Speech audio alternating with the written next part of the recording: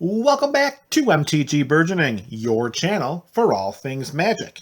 In today's video, we are going to add the next 20 creatures into our Momir Vig Cube with a converted mana cost of 1.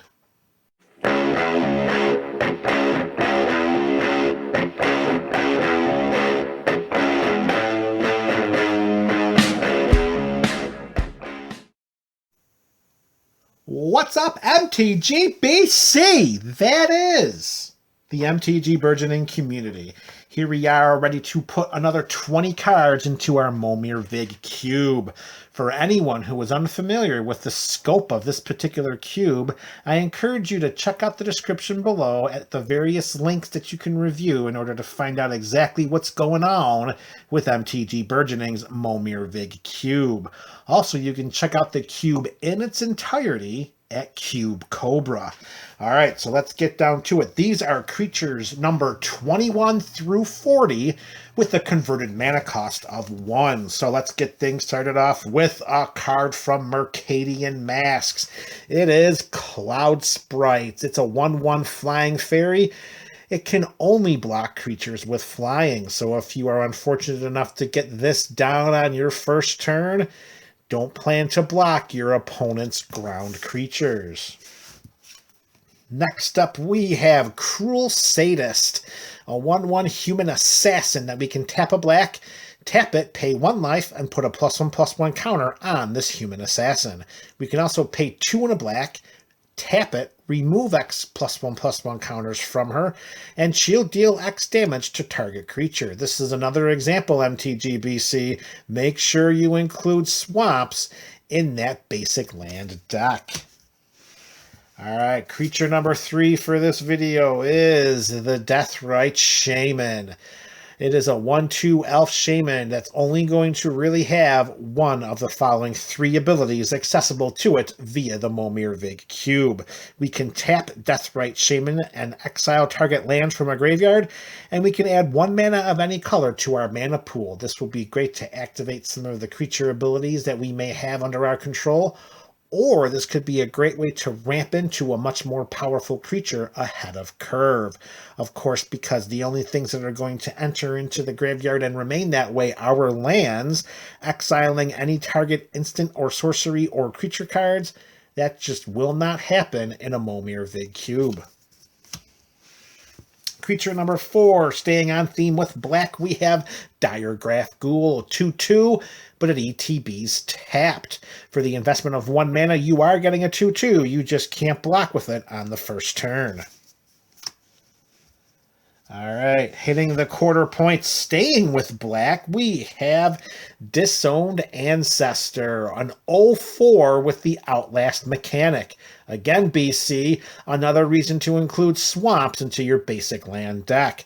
Anyone who is unfamiliar with the Outlast mechanic, we pay 1, we pay a black, we turn Disowned Ancestor sideways, and put a +1/+1 counter on it. We can only utilize this ability at sorcery speed. All right, ending Black's reign of terror as 4 straight creature cards were administered into this video, we have Dragon Hunter. It's a 2/1 with protection from dragons, and it can block dragons as though it had reach. So I don't know how many times dragons are going to come onto the battlefield, but if you're lucky enough to have Dragon Hunter, you should be okay blocking those winged beasties for days. Speaking of dragons and winged beasties, card number 7 is the Dragon Master Outcast. It's a 1/1 human shaman, but it gets a lot more interesting if you can keep it on the battlefield for the long game at the beginning of our upkeep. If we control 6 or more lands, we create a 5/5 red dragon creature token with flying. A turn 1 summoning of a Dragon Master Outcast copy. If you can keep that on the battlefield and just protect it, I don't know how, but you can start making those 5/5 flying dragon creatures if you can get to the 6 land mark and still be in the game. Next up, in a return to black, we have Drainpipe Vermin, a 1/1 rat that whenever it dies, you may pay a black mana, and if you do, target player will discard a card. For the umpteenth time, MTGBC, put those swamps in your basic land deck. Black continuing to dominate this segment of the Momir Vig Cube, we have Dread Malkin.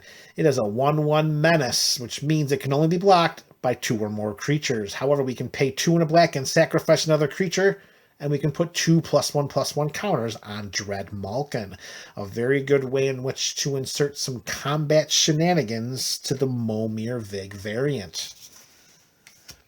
All right, and we are at the halfway point. This is card number 10 of the video, and there's a little bit of explaining to do with this card, so let's just introduce Dryad Militant. It's a 2/1. If an instant or sorcery card would be put into a graveyard from anywhere, we exile it instead. Now, Momir does not have instant or sorcery spells. It's all creatures all the time for days. So why are we including Dryad Militant? Well, at this point in time in Magic's history, there are only 25 1-mana hybrid spell cards, hybrid creature spell cards, and Dryad Militant is one of them. And we've already seen this with the Blister Coil Weird if you go back to the introductory video of including the cards into the Momir Vig Cube when we put the very first 20 cards into the cube. This is on the list of whenever Wizards decides to print some additional 1 mana value creature cards with hybridized mana that count as multicolor spells. Dryad Militant, in addition to Blister Coil Weird, will be the first couple of creatures to come out and be replaced. But for the purposes of symmetry, of the Vorthos and me, and just to make sure that all T's are crossed and I's are dotted, Dryad Militant is creature card number 10.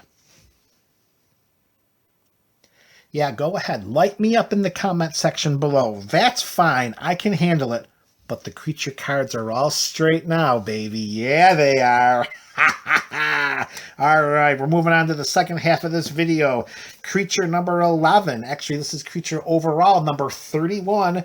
It is the Durgar Assailant. It's a 1/1, and we can sacrifice it to deal 1 damage to target attacking or blocking creature. So in a variance where there is very little creature interaction, we have a creature here that can slap 1 point of damage onto an attacker or a blocker, which could really cause some upheaval with combat shenanigans.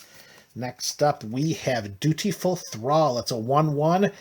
For the 4,000th time, MTGBC, make sure you have swamps in the land deck, because if you do, you can pay a black and regenerate Dutiful Thrall.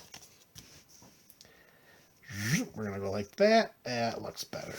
All right, next up, in a return to black as that continues to dominate this section of the cube, we have Duty Bound Dead. It is an 0/2 with the Exalted mechanic. Whenever a creature we control attacks alone, that creature gets +1/+1 until end of turn. That could be a very beneficial mechanic to have, particularly in a variant where combat is key. As an additional bonus, for the 1,000th time, 3 and a black, regenerate Duty Bound Dead. BC, put in the swamps. No, you're staying straight. There we go. There we go. All right. Up next, we have the Elite Vanguard. We got a vanilla creature. It's 2/1. That's a pretty good starting point. 2/1. All right. The next creature that we're going to talk about has some similarities to Dryad Militant and Blister Coil Weird. However, the practicality of its ability could apply to the contents of this Momir Vig Cube. We have Elvish Hex Hunter. It's a 1/1. We can tap a green or a white mana, tap and sacrifice Elvish Hex Hunter to destroy target enchantment. Again, this is a cube filled with nothing but creatures.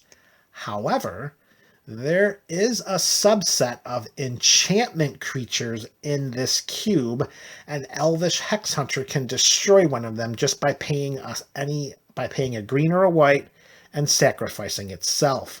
So although it could be a candidate for future removal when we get more 1 mana value hybridized creatures in the future, at this point in time there is some practicality and functionality with Elvish Hex Hunter.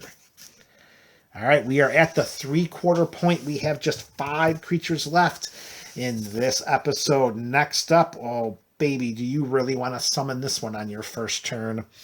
Elvish Reclaimer, 1/2. for an elf warrior that gets +2/+2 as long as there are 3 or more land cards in your graveyard. Remember the rules of Momir Vig. In order to summon a creature, you must discard a card, and the only cards in your hand are lands.